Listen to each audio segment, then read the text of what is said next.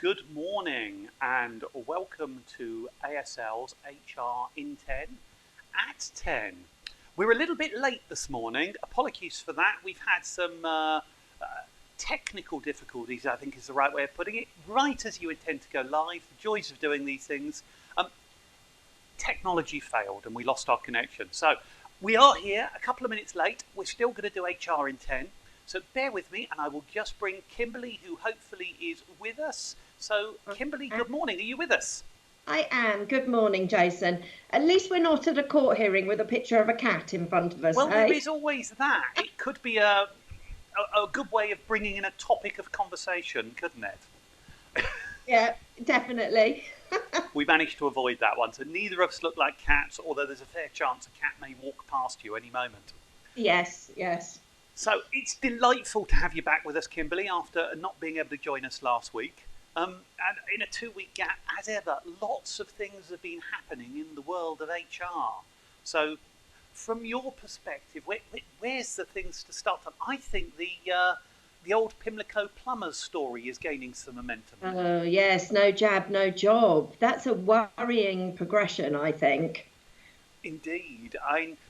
You and I said probably about 3 or 4 weeks ago on here that it would be illegal, and we were quite confident that employers shouldn't do it. On the basis of discrimination? Absolutely. I'm not quite so sure I want to go as far as saying I've changed my mind, but the landscape is changing, isn't it?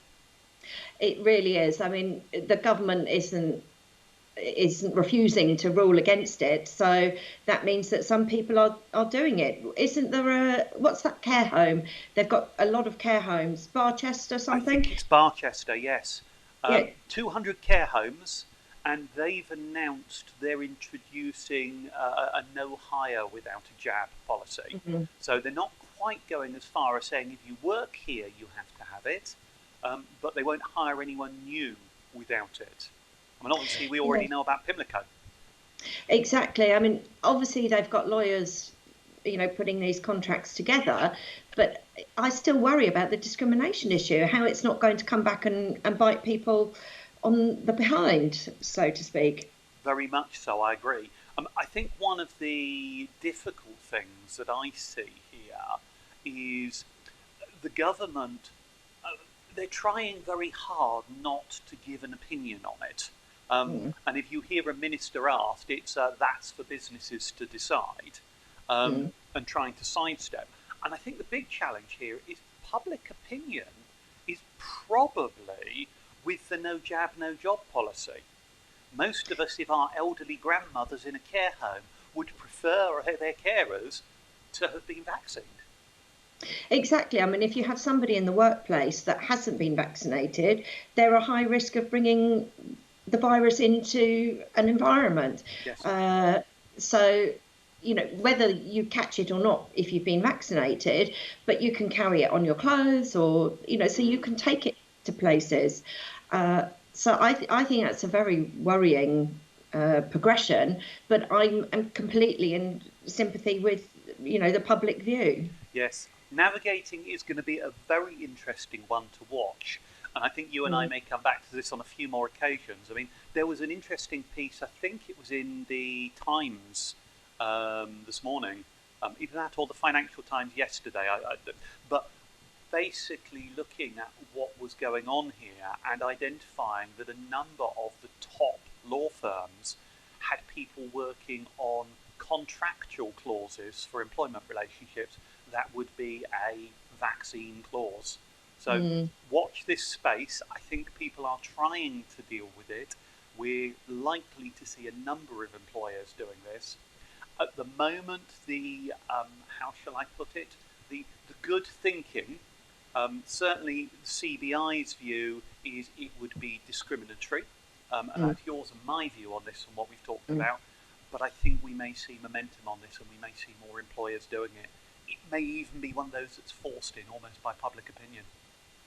Yes, I suppose it's not that dissimilar that, going forward, people won't be able to go to certain countries if they haven't had the jab. So in many ways, it's in people's best interest to have it. Yes. But Yeah, interesting times. It's And let's getting the keep an eye right, on the tribunals, hey? yes, it's getting the right balance on it, isn't it?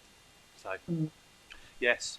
What next shall we talk about, Kimberly? What else is on your radar? I like the ban the box topic that we talked about, where asking if people have a criminal offence is Yes. quite a good one. And this one's being driven by government, completely the reverse of what we've just talked about. Um, we've got a prisons minister who is driving a campaign to stop employers from asking about previous convictions.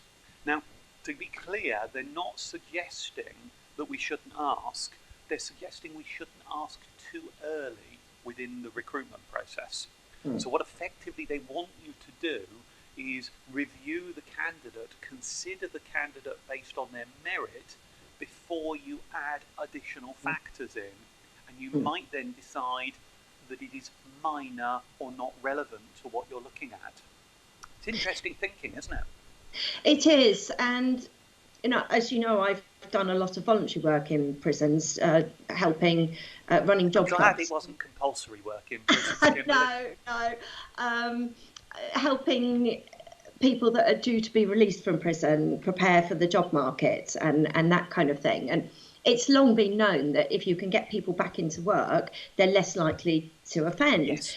But they do have issues. I think the problem we're going to face with it from an employment perspective is there are some roles where you can't have any form of criminal offence, like in the financial services sector, for example, or in care homes, you want to be very careful about who you employ. So getting that balance right, you don't want to waste people's time by Yes. selecting somebody who is potentially great and then finding out that they can't join you, with making sure that they have an opportunity to get across. And as we know, some crimes just aren't an issue in terms of the job that they're applying for. Yes. Yeah. And it's really a little bit like where we were on equalities monitoring sort of almost 15 or 20 years ago, where you wanted the information, but you wanted to almost have it as a tear off slip back in the days when we had paper application forms. Those as old as you and me will remember them. But we used to tear off an element of it and not consider that part.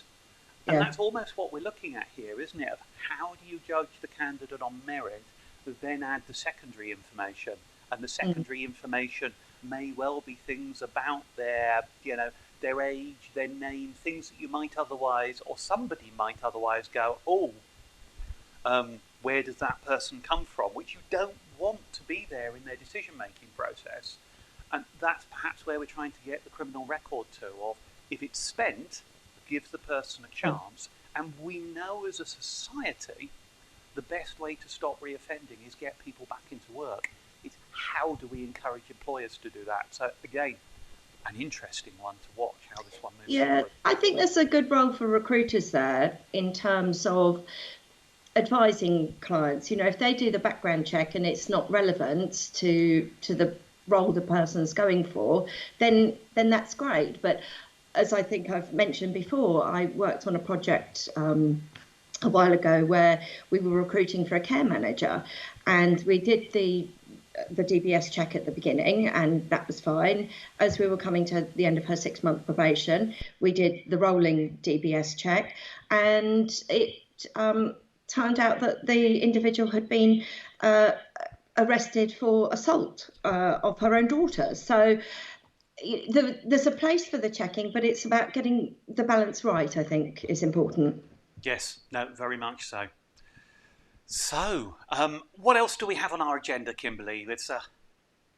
I think the job mobility is an interesting one, and people potentially moving or not moving depending on what their opportunities are. You found some research on that, didn't you? Yes, very interesting piece. And again, I think it was in this morning's Times.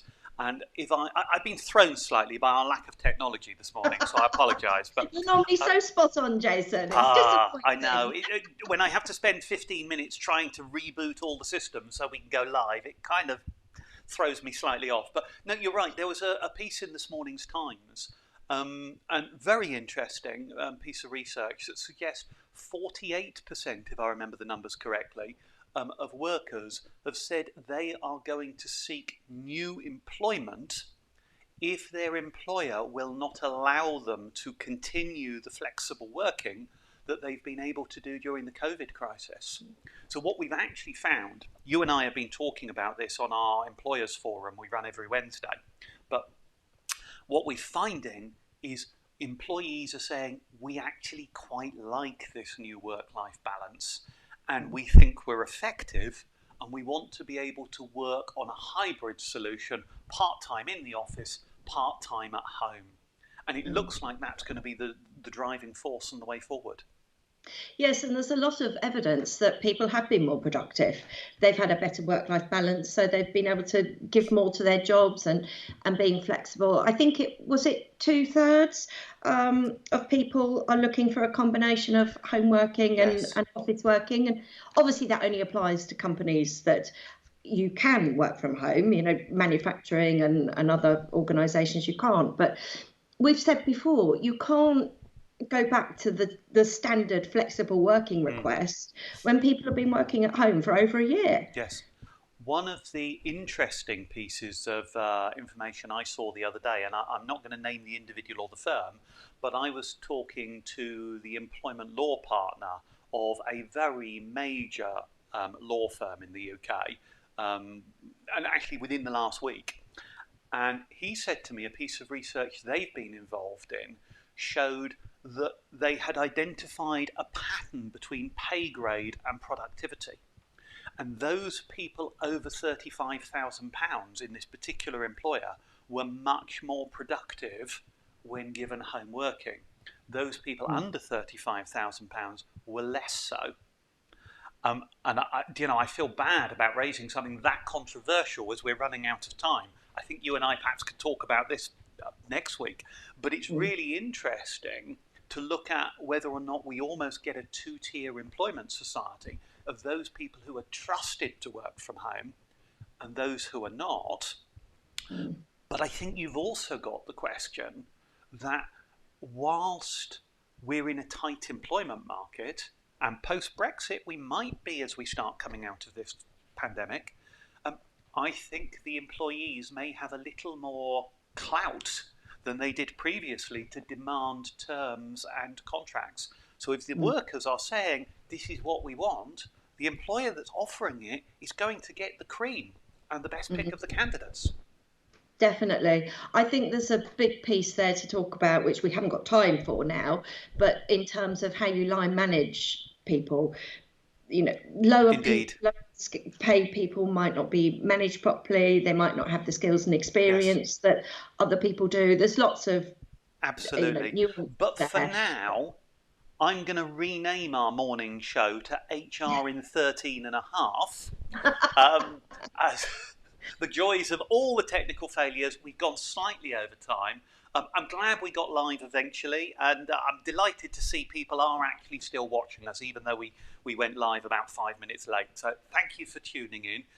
If you find these sessions useful, do click the follow us, subscribe button on the YouTube channel, and you'll get notified when we go live, even if we're late. So do that. Thanks for watching, and we will be back next week, hopefully on time and hopefully without technical difficulties. Goodbye. Thanks, Kimberly. Bye-bye. See you next week.